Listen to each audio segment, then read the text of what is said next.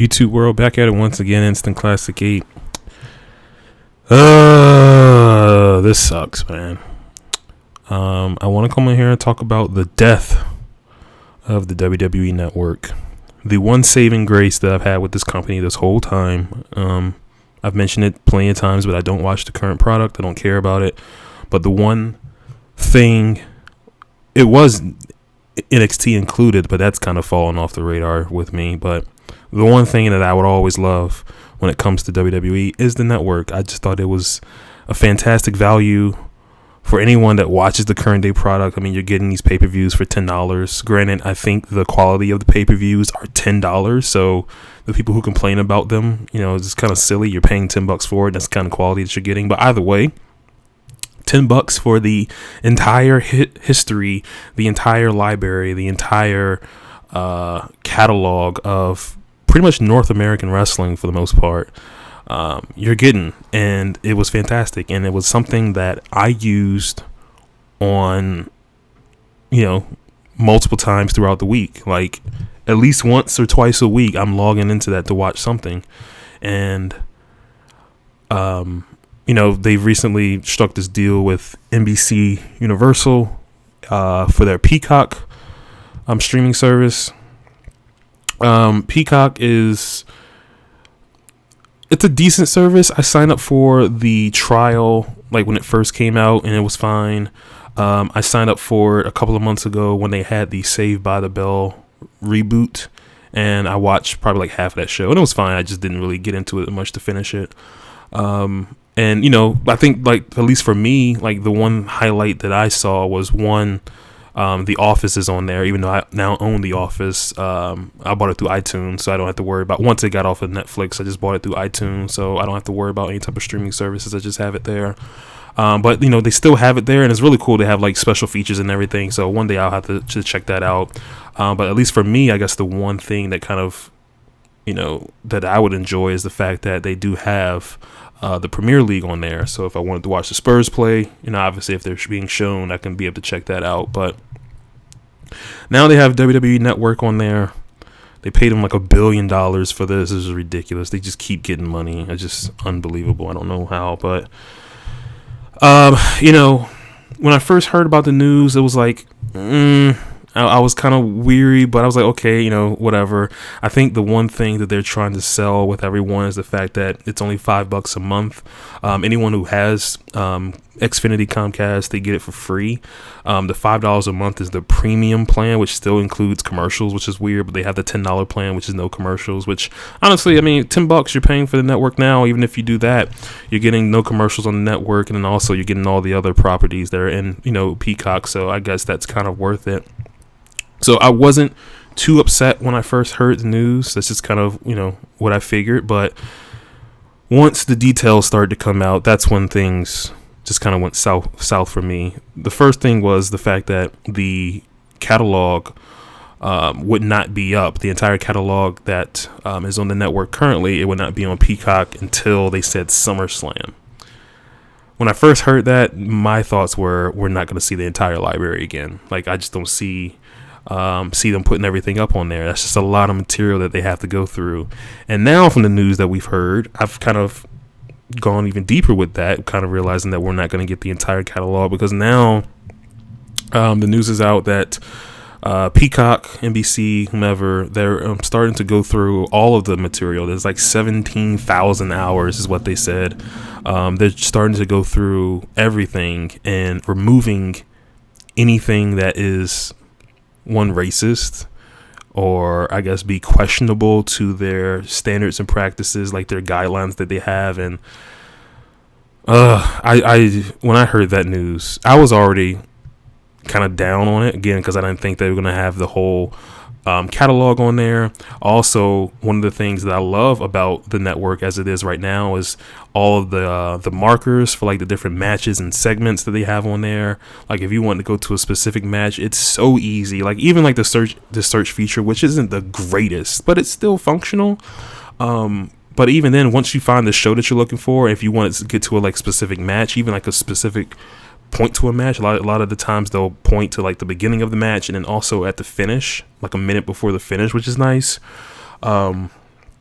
Like, that was a saving grace, and that was one of the reasons why I really started to love in like the past couple of years, really started to love the network. It's just because of how easy it was to find this stuff, and obviously like all the different the sections that they put up on there. So like, I went on there earlier today, and like, they've announced Rob Van Dam for the Hall of Fame, and if you go on there's a long section of RVD stuff, just like all these different matches and the different segments they have, and like that stuff is awesome. Like, I love that stuff. If somebody like, Pat Patterson, rest in peace, if he passes away, they have a whole section dedicated to him, a whole section dedicated to Brody Lee. Like, that stuff is really, really cool. And I don't see that happening with Peacock. And when they announced this thing, they said those features, not being able to get the match markers in there. You can't even start the live show if you wanted to watch like a takeover, or if you wanted to watch a pay-per-view. If you come in an hour late, there's no starting from the beginning. You have to start from where the show is at then, and then later on down the road to get the video on demand, then you can watch it over. That stinks. I've heard that they said they're supposed to bring that stuff out. We will see. Again, I haven't gotten Peacock since the network is on there, so all I've been really seeing is like the different tweets and everything. But the way that the layout is, the type of content that they have on there right now, it's just not cool. But either way, going back again, they're starting to remove, they said, like racist and misogynistic and just questionable content, and that part sucks. Like, I read, okay, they got rid of Piper when he did with WrestleMania. He had to have blackface. They got rid of the Survivor Series. I forgot what year it was, 05, 06, when Vince dropped the N-bomb. Whatever. I mean, that stuff sucks, especially as a black guy. It just sucks to see that. But it happened. So why would you try to hide this history that happened? Like, I don't understand. Everyone said it, and I've said it as well on Twitter. Like, why can't it be like Disney Plus, which is a great service. I like Disney Plus a lot.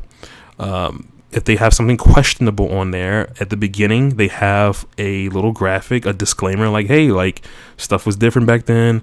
This is not what we believe in now, but we're going to keep this stuff intact just so you can see it as is. Why can't the WWE do that? Why can't Peacock do that for their stuff? I mean, I've heard they remove weird things from like their own properties, like Parks and Recs and The Office or whatever. They're starting to do that. I don't see, like, the stuff happened. Like, you can't get rid of that. It happened. You're gonna try to hide it. I think that's just so lame, and it's really turned me off from wanting to get the network. Like, I don't have any intentions of getting the network anytime soon. I'll wait to see what that timeline is for SummerSlam. If something will show up, we'll see. But I have no intentions of getting Peacock right now, because, like, again, like the history, like, you can't remove it. It happened. Like, I don't really think, I know a lot of people brought it up. I don't think they're gonna get rid of the Benoit stuff. I just, it sucks for sure, but I don't think they're gonna get rid of that stuff. But even if they did, that's just like, you cannot erase what happened, man. Put the disclaimer up. Even the network had disclaimers. I don't understand it. Like, the network put up, hey, this is stuff that, it don't really go against our views right now, but, here it is in its original form. I don't understand why they can't do that with this. This sucks. Though, again, the one saving grace with me in this company was that network, and the fact that they're getting, for anyone who, and I would say out of every 10 subscribers to the network, probably 8, maybe 9 of them, this applies to. But those are just the people who are watching the live shows. They're watching the pay-per-views. They might watch the takeovers, and they might check out some of the newer documentaries. And I don't watch the newer documentaries. I heard the stuff is awesome, though. That's all I hear about icons and 24s, and I hear the stuff is amazing. And I bet it is, because their production team is top-notch. But for me, it was all about the video library. That's why I used the network for. And even like they started to put the old school Evolve stuff on there, the indie shows, and I just don't see, hopefully I'm wrong, and I would love to eat crow on this one, but I just don't see a way for them to put all that stuff on here. Like, why would they waste their time going through that stuff? And like the Voices of Wrestling guys kind of pointed that out. Like, why would they spend their time going through all this material where the majority of people are not going to watch it? and it sucks. I really wish there could be a way, and the VPNs and everything, blah blah blah, whatever. I've gotten used to the ease of clicking on my Apple TV or going to my laptop and pulling something up on the internet, through the network, and not having to worry about VPNs and all that stuff. And it's just a big disappointment. But again, we'll see down the road. I would love to be wrong. I would love if they had all the stuff back to normal and the match markers and none of the stuff taken out, and all of the material from the archives put on there. But I don't see a world where that's happening. So that sucks to see. That's all I really want to talk about. Really quickly, I'll just discuss it. A quick preview, not really a preview, but like I don't watch the current product. So WrestleMania is coming up. I don't plan on watching it. There's a couple of things I do want to see, but for the most part, like I don't really care about any of these matches that are on here. The one that I've wanted to see was Sasha Banks versus Bianca Belair. I haven't really seen any of the build. For what I've seen people say, again, this is kind of word of mouth. Again, I haven't seen for myself, but from what people have said, it's been kind of wonky with their build. I saw that they did the generic, let's have the champion and the challenger team up against the tag team champions for the titles. I can't stand that. They did that on NXT just a couple of weeks ago, and it's such a crutch. It's lazy booking, and I can't stand it. But again, from what I've seen with the booking of their match, it hasn't been the greatest. But as long as they can get in that ring and get busy and have a really good match, I guess that's all that really matters.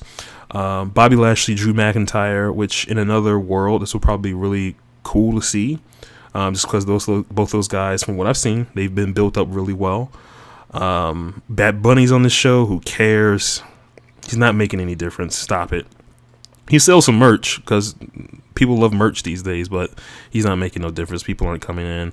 Speaking of that, making a difference, they're doing Owens and Zayn with the what the heck is their name? The YouTube geeks, Logan Paul, Josh Paul, one of those Paul brothers. They're gonna be the referee, whatever. The Fiend is the dumbest. Like what you like. You can enjoy what you want to enjoy, but if you really like The Fiend, dude, I don't understand. Watch a horror movie, way better. Like, there's so many better horror movies out there than The Fiend. Like, it's just, I don't get it, man. Make me understand why you enjoy it. He looks stupid.